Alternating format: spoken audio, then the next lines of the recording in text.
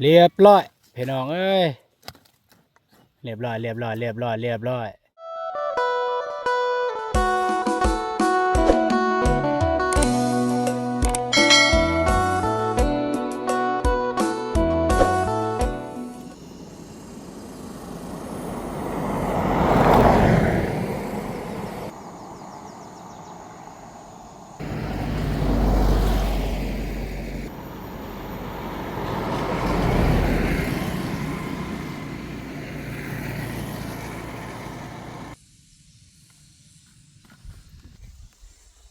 กราบทักทายสบายดีเด้อสบายดีพ่อแม่พี่น้องหมดสุขูสุคนกันยินดีต้อนรับซองอาตูนแนลเส้นเก่าเส้นเคยพี่น้องเนาะเปิดพามากะอยู่ที่สวนพี่น้องเอ้ยสวนทุดินมื้อนี้เบาตูนมาซอยเมียพี่น้องมาซอยเมียเสียหญ้าสวนทุดินแต่ว่าบ่ฮู้ว่าสิแล้วหรือบ่อ่าซองบอนอยู่นี่พี่น้องบอนก็บ่ได้หลายซองบอนแต่ว่าบอนน้อยๆพี่น้องนี่ปุ๊ดจ้ะสบายดีเด้อ สบายดีเด้อของแห้งนะบ่ได้ยินบ่มีใหม่เด้อก็บ่ถือไม่มากถืออยู่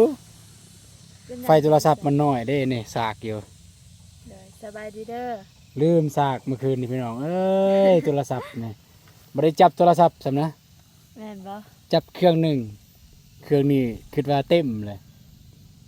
ไปพี่น้องมื้อนี้สิพาพี่พาน้องไปเสียหญ้าน้ำกันพี่น้องเอ้ยอันนี้คือจุดนี้นี่กกไม้เต็มประตูขึ้นมื้อนั้นโอ้แม่ย่านี่อยู่ลุ่มแล้วยิ้มอมเป้ยๆเห็นลูกเคยปีนขึ้นเทิงพุ่นยังอยู่บนใดอยู่บนเทิงยังบ่พุ่น เสียแล้ว เสียแล้วบ่โอ้ไวเนาะไผเสีย พ่อแม่ โอ้พ่อเฒ่าแม่เฒ่ามีแต่พ่อเฒ่าแม่เฒ่าเสียบ่ต้องว่าน้อง น้องก็เสียแล้ว ไปพี่น้องไปเบิ่งว่ายังอยู่บอนใดพี่น้องจักได้เอาเหล็กแวกมาอยู่บ่เผื่อบ่ตูนคันบ่แล้วบ่ตูนมีแต่มานั่งละๆแล้วพี่น้องเอ้ย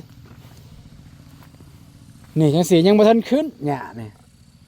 อยู่บ่อนนี้เสียแล้ว เสียแล้วบ่ไป นี่คือ บอนใดหยังโอ้หน่อยเดียวนี่บ่ ประมาทโพด บ่ได้ประมาทซ้ำนี่ บ่น้อยเดียวนี่หลายเลย สมัยอ้ายตะกี้นี่ซ้ำนี่น้อยเดียว เฮ็ดบ่แล้วข่อยเสื้อจะเจ้าเฮ็ดบ่แล้ว มันเสียยากซ้ำนี่เข้าใจบ่นี่ซ้ำนี่เสียยากยาก คันหญ้าคันใบหญ้าสูงกว่านี้แห่งเสียหญ้า คันยากสูงเสียง่ายจับง่ายเด้ซ้ำนี่ยังจับบ่ได้เด้มันยากนิดหน่อยพี่น้องไอ้เบิ่งสิพาพี่น้องไปเบิ่งนี่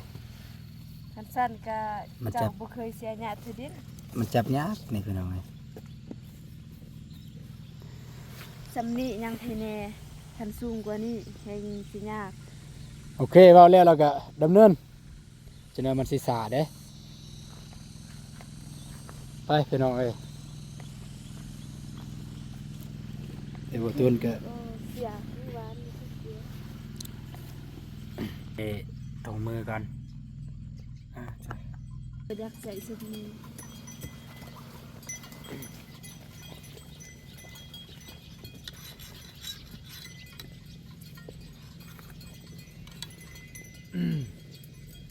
ใส่ถุงมือ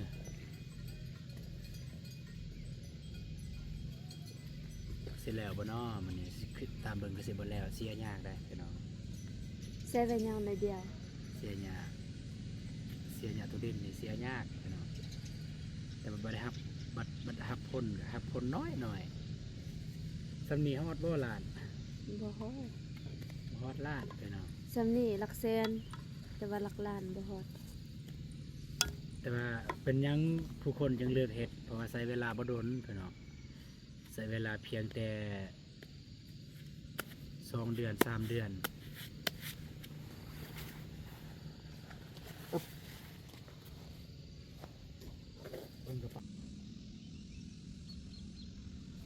สะ สามเดือนไม่แล้วสะ มันมาฝนบ่ตกตายหยัง โอเคสะจะมาสะเห็นน้ำหอมก่อนเข้าใจป่ะ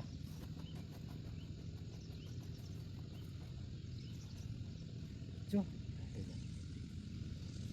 บิ่งวิธีจะเร็วไปตรงนี้เราทำบุญไปเลยบึ้งเพื่อให้มันมากเลย คือกันนั่นแหละ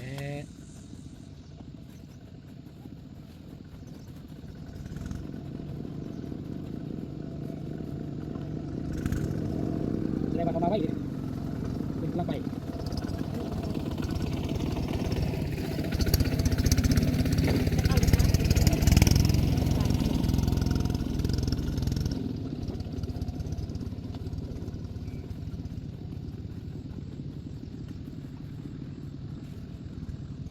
พอบันไดเด็กมันเคยดี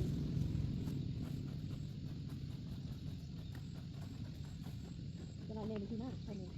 เรามาซะแล้วไป บางทีบ้าน เราจะมาเรามาแล้วมัน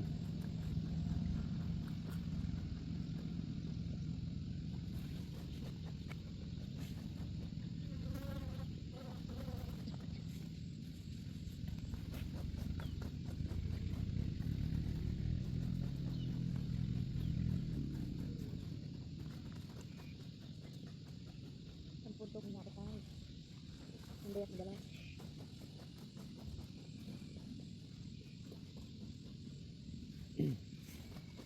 คนผูกกับต่างจากชีวิตคนของมันเลย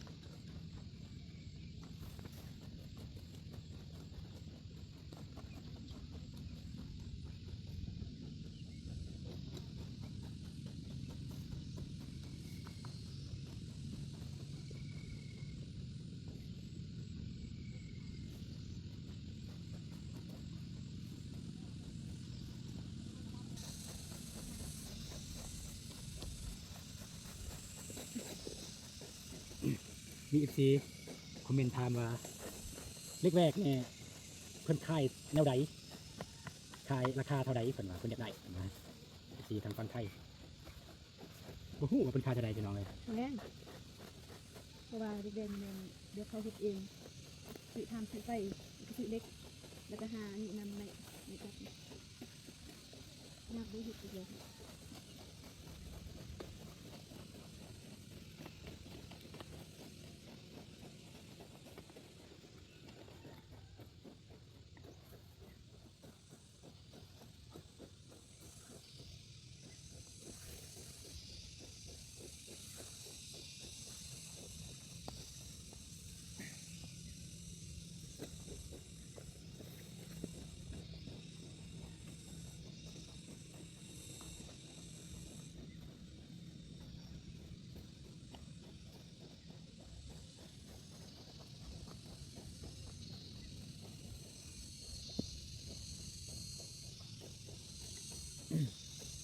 พูดแล้วจริงๆพี่น้องทำไมจับมันมึนแล้วก็ซะ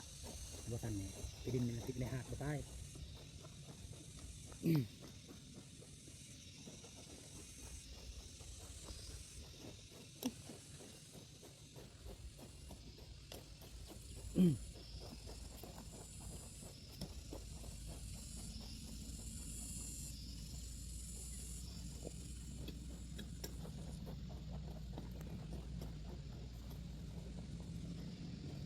พูดทะเลเด็กกินเม็ด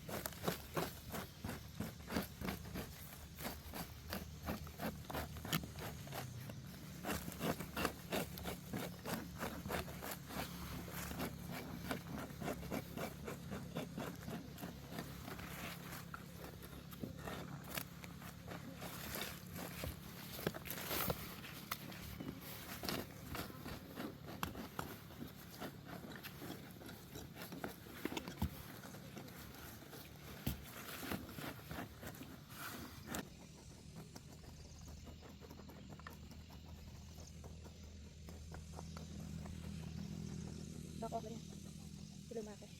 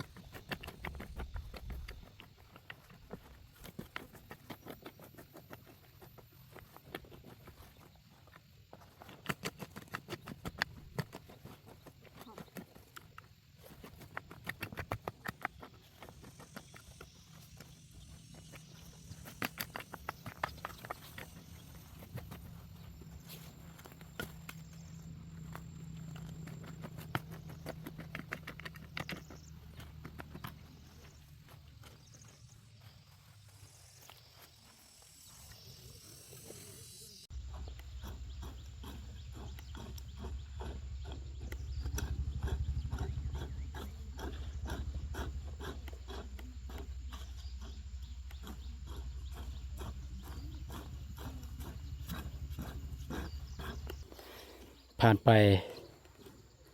ประมาณเกือบชั่วโมงเพื่อนน้องเลยน้อยเดียวเสีย2 คน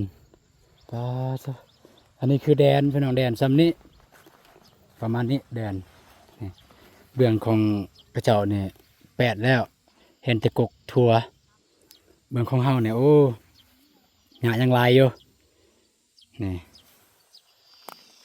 มือเดียวเนี่ยบ่แล้วดอกเพื่อนน้องมือเดียวเนี่ยประมาณ2 มือหรือ3 มือแล้วเพราะว่าเสียยากได้พี่น้องยากแบบนี้คันเสียแบบว่าคันแบบยากาแฟจะแบบหนึงยากาแฟคือเฮาบ่ได้ย่านว่ามันสิถึกกกกาแฟ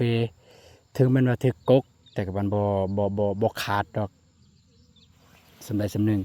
แต่ว่าอันนี้นี่กกทัวนี่มันก็เบาบางคือกันเวลาถึกเฮาไปซูนใส่ถึกเล่มแวกหรือว่าถึกแวกมันขาดเลยนี่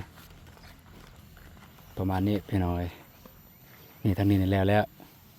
เสียบันไดที่เห็นนาดินขี้ดินนี่มันแล้วบันไดที่ว่าเคี้ยวเบิดนี่มันยังเมื่อยบ่ ธรรมดา ธรรมดา เหนื่อย กันธรรมดาก็เฮ็ดต่อสันนี่ทางนี้แบบยังไม่ทันขึ้นปันไดอันนี้พี่น้องมันจะขวดซื่อๆทางนั้นคือกันเฮ็ดเบื้องนี้ก่อนบ่นี่เฮ็ดเบื้องนี้ไปก่อนเบื้องนี้มันสูงเด้เฮ็ดทางนี้ไปพุ่นแล้วก็กลับมาแต่พุ่นมาพี่ไปพุ่นเลยถ้ามันแล้วตอน2 มื้อนี้ได้คันบ่แล้วก็ปะไว้ไปเฮ็ดเบื้องนั้นเอานี่เบื้องนี้พี่น้องอันนี้บ่ตูนเฮ็ดบ่ละเอียดปานใดนี่จะเห็นอยู่หญ้านี่ บ่ตูนเฮ็ดบ่ละเอียดคือแบบสะเลย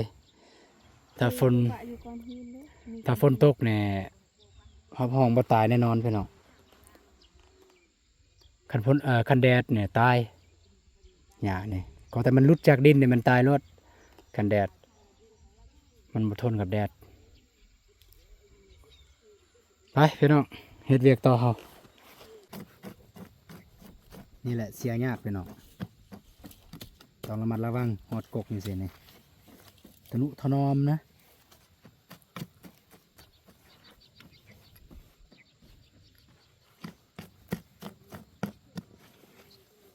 มาตูนเสียหญ้าตะกี้นี่คันเสียข้าวให้เนี่ยเสียหญ้าให้เนี่ยกกเข้าเนี่ยไปหมดวันใดที่มันหกแน่บ่เห็น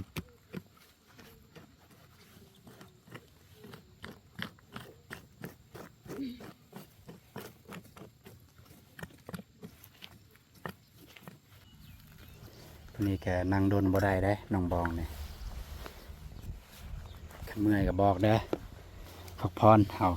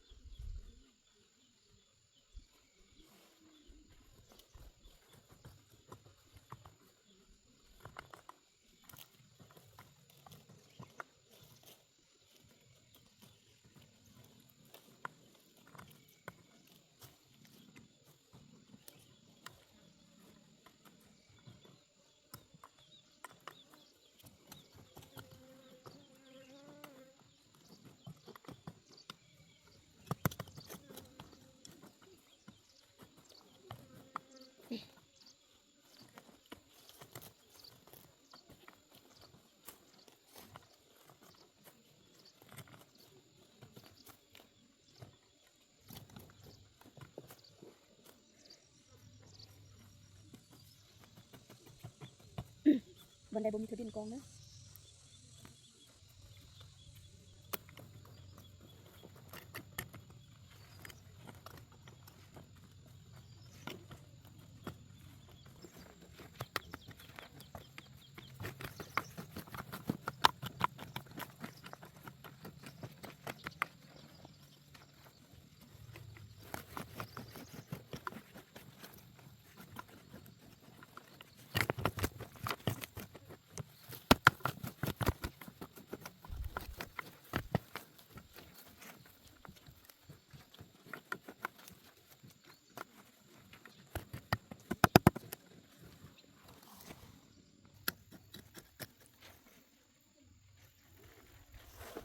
ประมาณนี้พี่น้องเนาะ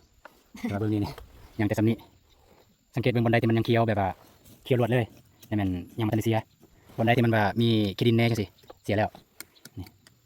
ก็ถือว่าเกินครึ่งแล้วเราสองคนได้เสียนั่นนี่โอ้บ่เกินทางล่างนี่ก็แม่นบ่โอ้พี่น้องนี่ทางล่างนี่ก็ยังนี่บ่แล้วดอกมื้อนี้มื้ออื่นมื้ออะไรจังแล้ว เร็วฮะมื้ออื่นน่าจะแล้ว เพราะว่าตอนแรกก็บ่ฮู้ว่าสิได้มาหรือบ่คันฝนตกก็บ่ได้มานี่แหละคือในการเฮ็ดเวียกช่วงหน้าฝนโดยเฉพาะเสียหญ้าคันฝนตกนี่มันหยุดเลยถึงแม้ว่าจะเสียก็ตามแต่ว่ามันบ่ตายคันฝนตก วันนี้เม็ดเสียแล้ว เสียแล้วมันเดินไหมเนาะ มันขึ้นอยู่เสียแบบเสียเป็นมีคนอีก แล้วทางหน้าทางหลังมันเกิดไหมตายนั่นนี่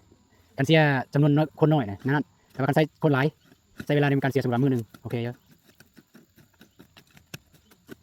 บางเทื่อมื้ออื่นเนี่ยพอทำไม่เท่ากันได้มากกันแล้วแต่ว่ามันนี่เป็นบ่ได้มาตั้งแต่เพื่อนพอทำไม่เท่ามาฮอดปีประมาณบ่ฮอดลักใกล้ๆอยู่พี่น้องอันนี้ก็ติดบ้านอ่าง หน้าบ้านอะหัง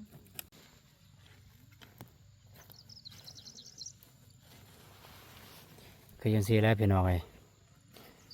อันเจ้าของดินเนี่ยมันจะเพิ่นปลูกกาแฟแล้วเฮาน่ะมาปลูกถั่วดินแล้วเฮาก็เสียหญ้าให้เพิ่นในโตเลยก็จังซี่แหละเพิ่นบ่ลงทุนหยัง บ่ลงทุนในการเสียหญ้าป่ะ แม่นก็ได้แล้วบ่แม่เสียหยังในเฮาเสียให้เพิ่นพอพี่น้องเอ้ยสิพามาเบิ่งเนี่ยประมาณใดนี่แหละประมาณนี้นี่ประมาณนี้แต่อันนี่ยังกกน้อยๆนี่กกน้อยๆทางนี้แม้แต่อยู่พุ่นแล้วกกใหญ่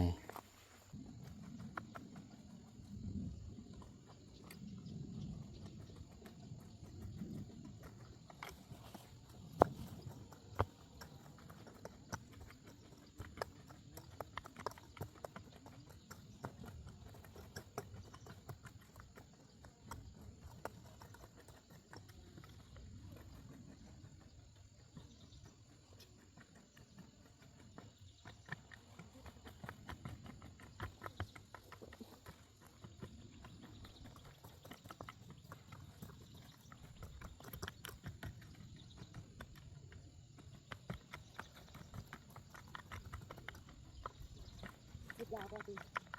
นี่วะ ส่วนที่ดินอยู่ส่วนต่างส่วนต่าง ได้จะเป็นไงเป็นกกสูง ก็จะมีเลย เป็นหญ้าต่ำเลย แต่ตั้มอันนั้นในปลูกมันล่างอันนี้ปลูกก่อนเอาไปซื้อเป็นเลยเป็นไปเป็นเด็กยาวเดี๋ยวติดยาวยึดยาวไปเลยให้มันเป็น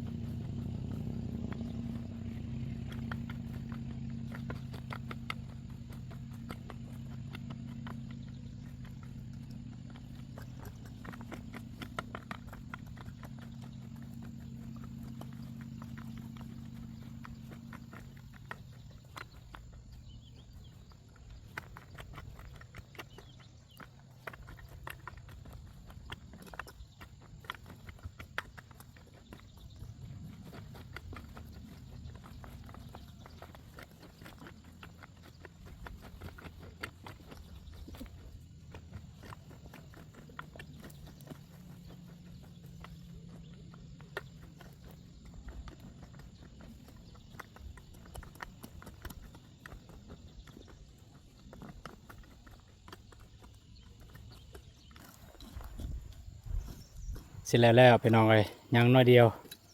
สำหรับเบื้องนี้แต่ไปฝากเบื้องนั้นในยังพี่น้องฝากเบื้องนี้ในยัง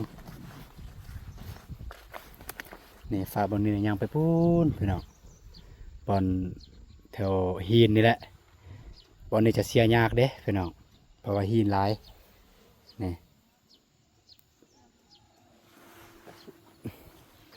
ตอนนี้นี่กันแล้วนะประมาณ12 โมงนะจะแล้วอยู่นี่เสียมา2 คนแต่พูนมาพีฮอดพีนี่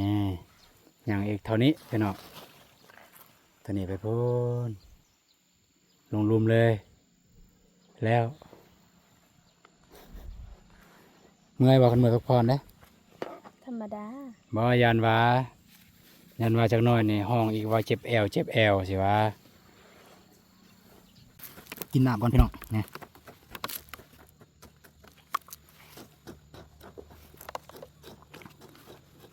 รีบไปได้หอนได้พี่น้องคันหอนเดี๋ยวเปลืองน้ำเอา กินแล้ว กินแล้วกินตอนได้ กินหน่อยเดียว อื ไม่อยาก ม มันใด ไปพี่น้องอย่าเรียกต่อกันเมื่อยกับพระพรบอกแล้วว่าจะมีน้ำไหมตอนแรงแต่คนมาตกกันมา ตอนแรก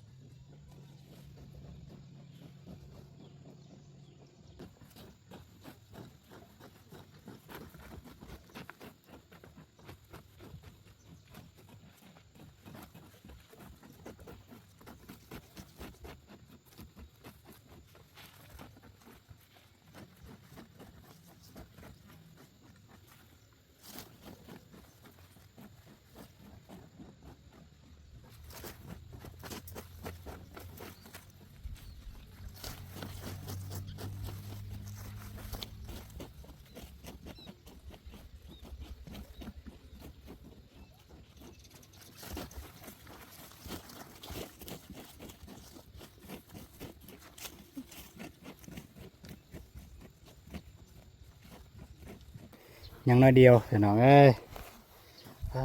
แต่พุ่นมาพี่โอ้ยังเหลือน้อยเดียวพอดีตอนนี้เวลา11 โมงยังพี่น้องเอ้ยคันเฮ็ดอีก32 โมงเรื่องพุ่นแต่ว่าก็อย่าพักผ่อนแล้วพี่น้องเอ้ยมันเมื่อยแล้วนี่ละยังซ้ำตัวนี้มันแล้วก่อนพี่น้องนี่มังเงกคนละเล็กคนละน้อยแล้ว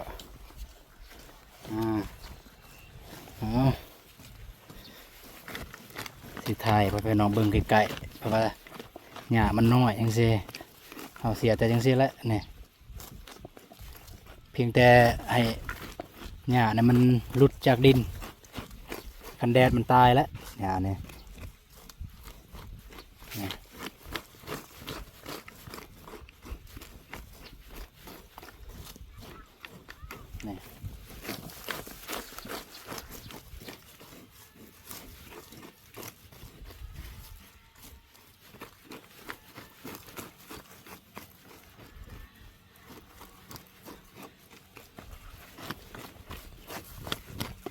ตรงนั้นก็เลย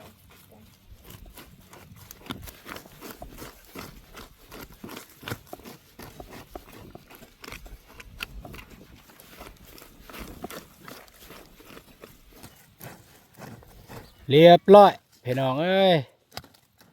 เรียบร้อยเฉพาะฝากเบื้องนี้ยังอีกฝากเบื้องฮีนฮะสิไปเบิ่งว่าฝากเบิ่งฮีนั่นกันลมเฮ็ดมื้อแรงเนี่ยกันฝนบ่ตกเนี่ยสิแล้วหรือบ่เนาะตอนบ่ทันได้เฮ็ดคือว่ายังหลายเนาะแบบใจขี้ขาดเรียบร้อยพี่น้องเอ้ยบัดแล้วนี่ก็น้อยเดียวนี่นี่พี่น้องเอ้ยเรียบร้อยเฮ็ด2 คนเดี๋ยวสิไปเบิ่งเงินตัวยังบ่ทันได้เฮ็ดเบิ่งนี่ยังลายสำใดนี่แหละพี่น้องเบิ่งนี่เฮ็ดยากเด้อเบิ่งนี่ นี่แหละหินลายเบิ่งนี่เผื่อเบื้องนั้นในเฮ็ดประเทศเรียบร้อยแล้วพี่น้องเอ้ยเอาไปพักผ่อนเด้อเอาบัดนี้เมื่อหาพุ่นกระเจ้ากับพักผ่อนคือกันแหละพี่น้องไอ้พุ่นกระเจ้าเสียอยู่เบื้องนี้แต่กระเจ้ากับพักผ่อนแล้วเบื้องนั้นนะเรียบร้อยพี่น้องแต่ไม่แต่ว่าเอาพี่น้องเอ้ยก็ไม่แต่ว่าติดตามเบิ่งแมลงพี่น้องการฝนบ่ตกกับประตูน้องบ้องใช่บางทีจะได้มากันบ่ได้ไปทางใดพี่น้องเนาะกันประตูบ่ได้ไปหาทีมงานก็จะได้มาซ้ำเวียกให้มันแล้วนี่ก่อนก็ติดตามเบิ่งลุ้นเบิ่งว่ามันสิแล้วหรือบ่ตอนแรงกันบ่แล้วตอนแรงก็มื้ออื่นสิมาเฮ็ดใหม่สำหรับมื้อนี้ก็จะได้จบเพียงเท่านี้ก่อนพี่น้องแต่ว่าสำเร็จขั้นตอนหนึงดีใจบ่ ดีใจ ไผสิบ่ดีใจเนาะญาแล้ว โอเคพี่น้องเจอกันในคลิปต่อไปเด้อพี่น้องเด้อมันยืดมันยาวแห้งแล้วคือสิเป็นชั่วโมงนึงแล้วคิดว่าไปเจอกันในคลิปต่อไปถ้าผิดพลาดประการใดก็ขอโทษขออภัยนำไปเป็นน้องในหลายๆเด้อมึงเถื่อว่าเนื้อหาหรือประการบอกกันว่ายังบ่ถือบ่ต้องมันบ่เหมาะบ่สมก็ขอโทษขออภัยนำไปเป็นน้องบ่สุขคนไปพี่น้องเจอกันในคลิปต่อไปสำหรับคลิปนี้สบายดีเด้อพี่น้องติดตามเบิ่งคลิปต่อไปว่า ไป ทาง เด้อ พวกเขามีการเคลื่อนไหวอย่างแน่พี่น้องแล้วก็อย่าลืมติดตามเบิ่งทีมงานไปสร้างบ้านน้องน้ำฝนแล้วก็น้องจันทนาฮอดใส่แล้วพี่น้องอย่าลืมติดตามเบิ่งทางทีมงานเพิ่นไป